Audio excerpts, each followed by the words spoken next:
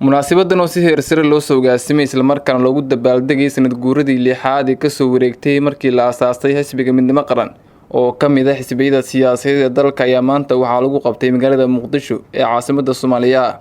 waxaana munaasabada ka soo qayb galay xubno ka tirsan labada aqal ee baarlamaanka Soomaaliya xubno ka socday qaar ka mid ah xisbiyada siyaasadeed ee dalka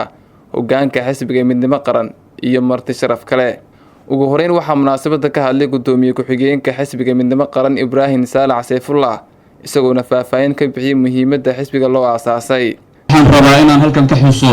ama aan tilmaamo magacaas aan la baxnay oo Ilaahay uu nawaafajiyay midnimo qaran. magacan wuxuu ku yimid runtii fikir dheer iyo waqti dheer ayay ka fikirayeen dad Soomaaliyeed oo goobjoog u soo ahaa dalkan waqtigii gumaysiga aan ku jirnay dhibkii rafaadkii dadkeen haystay markii aan gumaystaha ka xorownay taariikhdeenu sidii isu bedeshay markii dawladda dhexe aan lahayn joogay markii burburtayna goobjoog u ahaa in badan isku dayeen inay dhahaan wargi waxaan inoo dhisanayeen iska duminin inta aan haysana meeshan ka nimid waa ognahay gumaysiga silci rafaadkii aan ku naf adeegno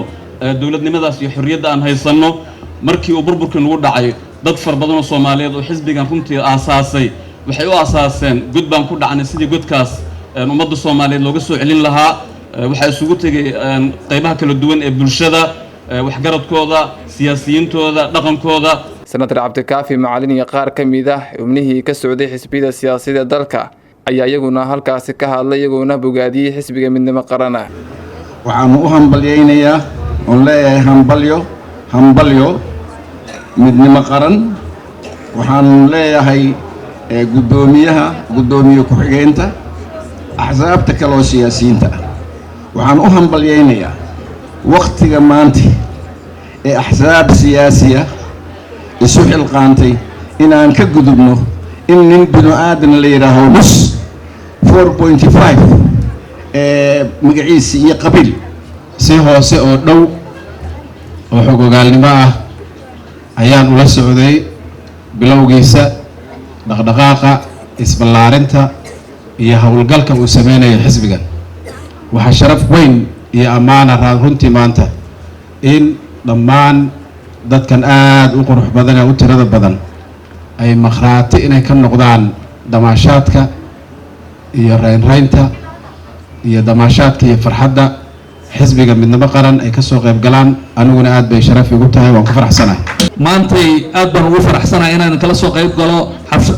xafladan sharafta badan leh oo lagu xusayo lix guuradii ka soo wareegtay aasaaskii xisbiga midnimo qaran oo ah xisbiyada wadanka ka jira midka ugu weyn mid ka mid ah xisbiyada ugu waaweyn saa daraadeed waan soo dhaweynaynaa maadaama kulligeen aan wada asxaab nahay oo sidii senatorku sheegay aan ka soo guurayno wixii foosha xumaa oo wadankeena la haray xisbiga midnimo qaran horena waa u sheegay haddana waa sheegayaa waa indhihii xisbiyada waxaan leenahay madaxdooda iyo xubnahooda sanad guurada lixaad ee gurguuladka ka istaagtay ee socodka iyo orodka hadda bilowday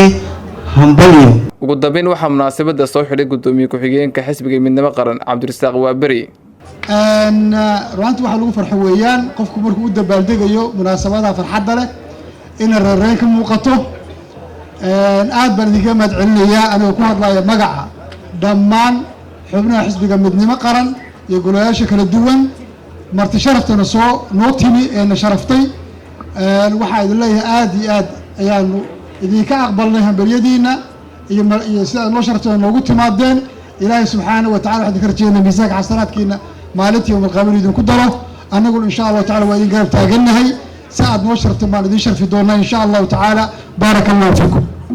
xisbiga midnimo qaran ayaa waxa uu ka mid yahay xisbiyada siyaasadeed dalka iyagoona maanta u dabaaldegayay sanad guuradii lixaad ee ka soo wareegtay markii la aasaasay xisbiga midnimo qaran maxamed cabdi beriye dalka TV Muqdisho.